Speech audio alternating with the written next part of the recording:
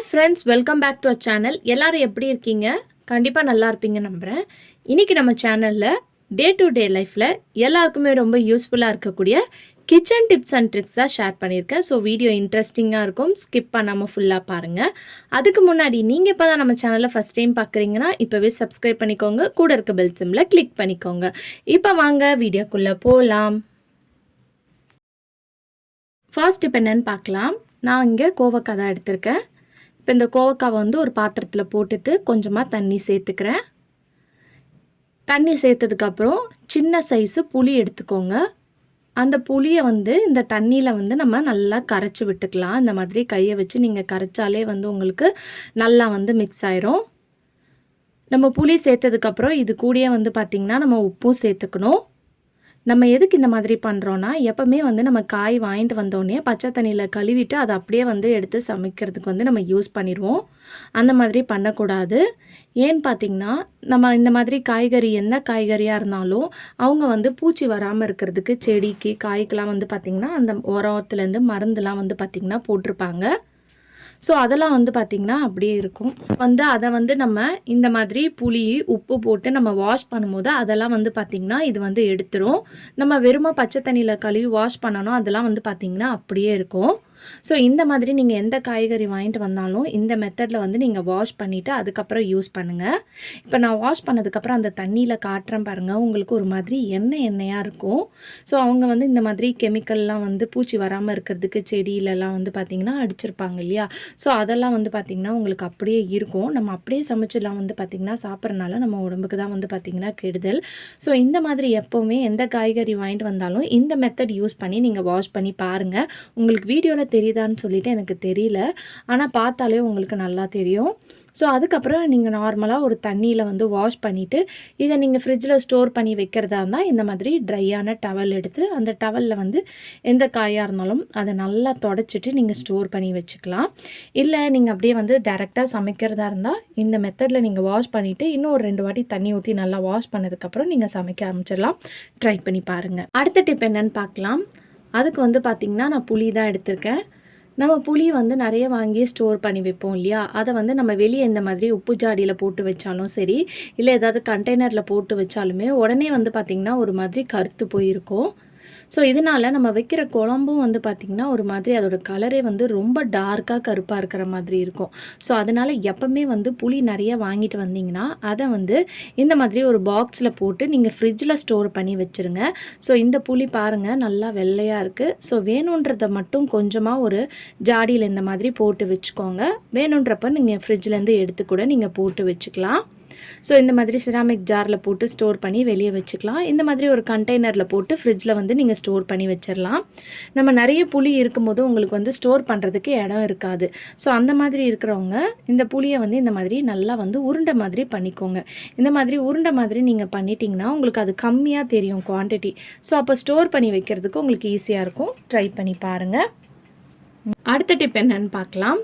அதுக்கு வந்து நான் இங்கே கருவேப்பிலை தான் எடுத்திருக்கேன். நம்ம கருவேப்பிலை என்ன தான் வந்து நல்லா பார்த்து ஸ்டோர் பண்ணி வச்சாலும் உடனே வந்து பார்த்திங்கன்னா காஞ்சு போயிடும். நம்ம மோஸ்ட்லி வந்து பார்த்திங்கன்னா கவரில் தான் வந்து போட்டு ஸ்டோர் பண்ணி வைப்போம். அந்த மாதிரி வைக்காதீங்க. இதை வந்து நான் இன்றைக்கி வீடியோவில் காட்டியிருக்க மாதிரி 2ஆக வந்து பிரிச்சுக்கோங்க. ஸோ கொஞ்சம் வந்து இதை எப்படி ஸ்டோர் பண்ணுறதுன்னு பார்க்கலாம். அதுக்கு வந்து ஒரு பவுல் எடுத்திருக்கேன். இப்போ இந்த பவுலில் வந்து நீங்கள் டிஷ்யூ பேப்பர் இருந்துச்சுன்னா எடுத்துக்கோங்க. அப்படி இல்லை ஏதாவது வெள்ளை துணி இருக்குன்னா அந்த வெள்ளை துணியை வந்து இந்த மாதிரி அந்த பாக்ஸில் கீழே வந்து விரித்து விட்டுக்கோங்க. நான் மொத்தமாக ஒரு பெரிய சைஸ் கர்ச்சீஃப் வந்து எடுத்திருக்கேன். இந்த கர்ச்சீஃபை வந்து நம்ம அப்படியே போட்டுட்டோன்னா அது க்ளோஸ் பண்ணி கவர் பண்ணுறதுக்கும் ஈஸியாக இருக்கும்.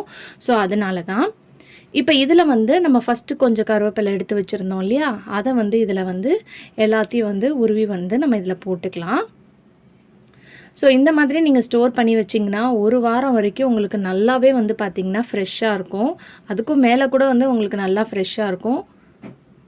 ஸோ இந்த மாதிரி எவ்வளோ இருக்கோ அது மொத்தத்தையும் இந்த மாதிரி போட்டுருங்க. போட்டதுக்கப்புறம் இந்த கர்ச்சீஃபை வந்து அதுக்கு மேலே இந்த மாதிரி கவர் பண்ணி மூடிடுங்க.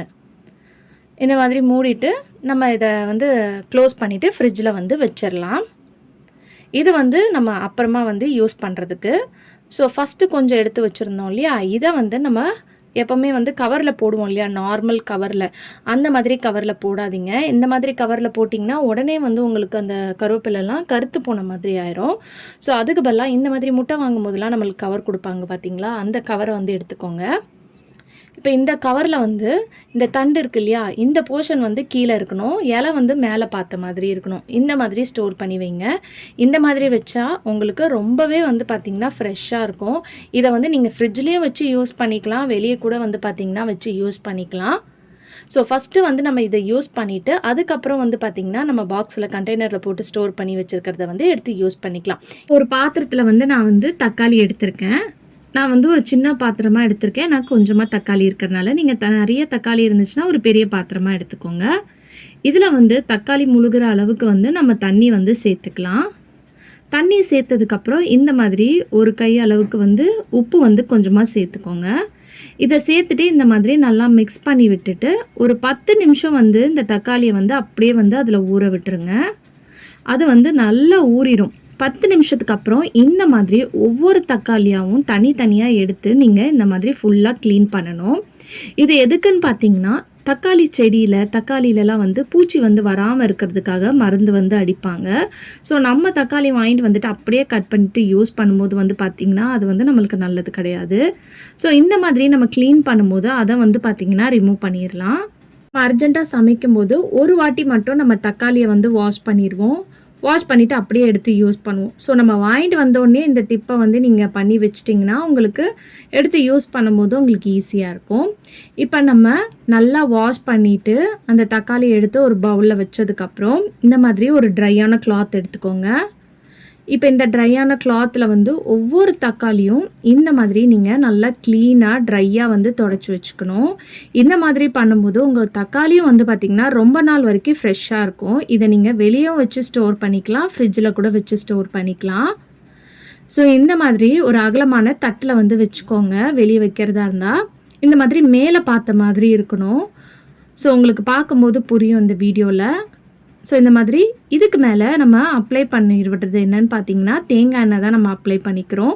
இந்த தேங்காய் எண்ணெயை வந்து ஒவ்வொரு தக்காளியும் இந்த மாதிரி அந்த மேலே இருக்கிற அந்த போர்ஷனில் அப்ளை பண்ணி விடுங்க.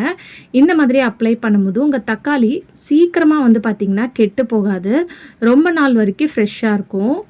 ஸோ கண்டிப்பாக இந்த டிப் வந்து பார்த்திங்கன்னா எல்லாருக்குமே ரொம்ப யூஸ்ஃபுல்லாக இருக்கும். நம்ம விலை கம்மியாக கிடைக்கும் போது நிறைய தக்காளி வாங்கி ஸ்டோர் பண்ணி வைப்போம் இல்லையா, அந்த டைமில் இந்த டிப்பை ஃபாலோ பண்ணிக்கோங்க. அடுத்த டிப் என்னன்னு பார்க்கலாம். நம்ம தோசை ஊற்றிட்டு சில சமயம் தோசை சுடும்போது வந்து பார்த்திங்கன்னா நம்மளுக்கு திருப்பும் போது அந்த தோசை வந்து இந்த மாதிரி ஒட்டிக்கும், வரவே வராது. அது சம்டைம்ஸ் நம்ம தோசை கரண்டியில் கூட, அதாவது தோசை ஒட்டிகிட்டு இருந்துச்சுன்னா கூட வராது. ஸோ இந்த மாதிரி ஒரு கிண்ணத்தில் கொஞ்சமாக தண்ணி பக்கத்தில் வச்சுட்டு அதில் வந்து டிப் பண்ணிவிட்டு நீங்கள் இந்த மாதிரி திருப்பினீங்கன்னா ஈஸியாக உங்களுக்கு வந்துடும். நான் ஒரு கையில் வீடியோ எடுத்துகிட்டு நான் திருப்புறனால பார்க்குறதுக்கு வந்து பார்த்திங்கன்னா உங்களுக்கு கஷ்டமாக இருக்குது. ஸோ இப்போ பாருங்கள், நீங்கள் ஈஸியாக வந்து திருப்பிடலாம். தோசையும் வந்து பார்த்திங்கன்னா உங்களுக்கு ஒட்டாமல் வரும். கண்டிப்பாக இந்த டிப் யூஸ்ஃபுல்லாக இருக்கும், ட்ரை பண்ணி பாருங்கள். ஓகே ஃப்ரெண்ட்ஸ், இன்றைக்கி வீடியோவில் நான் ஷேர் பண்ணி இந்த டிப் கண்டிப்பாக உங்களுக்கு யூஸ்ஃபுல்லாக இருக்கும்னு நினைக்கிறேன். அப்படி யூஸ்ஃபுல்லாக இருந்துச்சுன்னா மறக்காமல் நம்ம சேனலை லைக் பண்ணுங்கள், ஷேர் பண்ணுங்கள், கமெண்ட் பண்ணுங்கள், சப்ஸ்கிரைப் பண்ணிக்கோங்க. தேங்க்யூ ஃபார் வாட்சிங்.